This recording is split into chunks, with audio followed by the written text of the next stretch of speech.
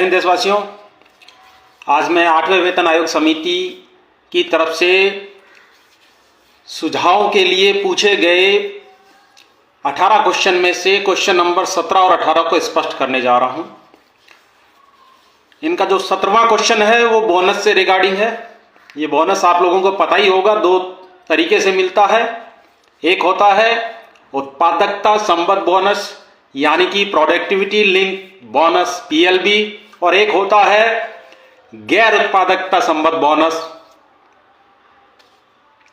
ये अदर जो government employees है उनमें से कुछ लोगों को मिलता है और PLB मिलता है इनके अनुसार, एक तो रेलवे और एक डाक विभाग को।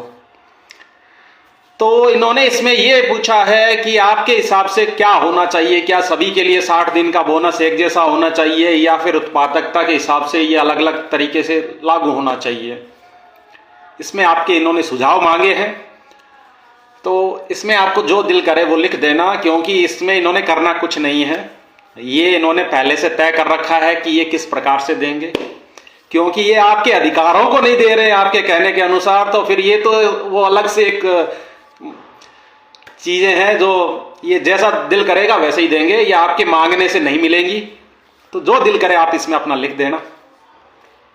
वैसे मैं इस पे एक बात कह दूंगा कि ये जो दिन दिखाते हो ना आप, इतने दिन की वेजेज और उतने दिन की वेजेज, वो सिर्फ बढ़ा चढ़ा के दिखाने के लिए बताया जाता है। आप बताइए कि अमाउंट कितनी देते हो आप, तो अमाउंट को मेंशन कीजिए कि इतना बोनस दिया जाएगा। अब मैं आता हूं 18वें क्वेश्चन पे। 18वां क्वेश्चन फिर वही बात है।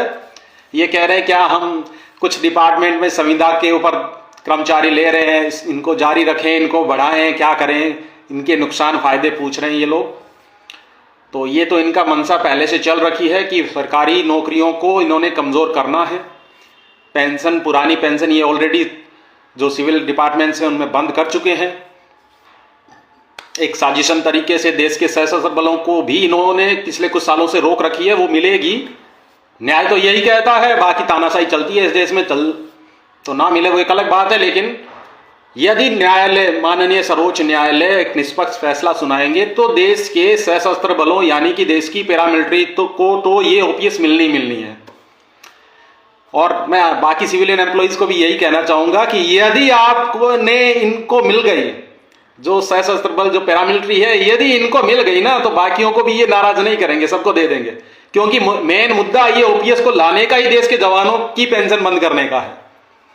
और ये पैरामिलिट्रीज की रोक रखी है इन लोगों ने, और मिलिट्रीज की भी अब ये पूरी तैयारी में लगे हुए हैं, कोशिश कर रहे हैं कि पुरानी पेंशन इनकी भी बंद की जाए। क्योंकि ये एक नहीं, इस 18 क्वेश्चन में कई बार बोल चुके हैं कि इस देश के जवानों की पेंशन इस देश पे बहुत भारी पड़ रही है।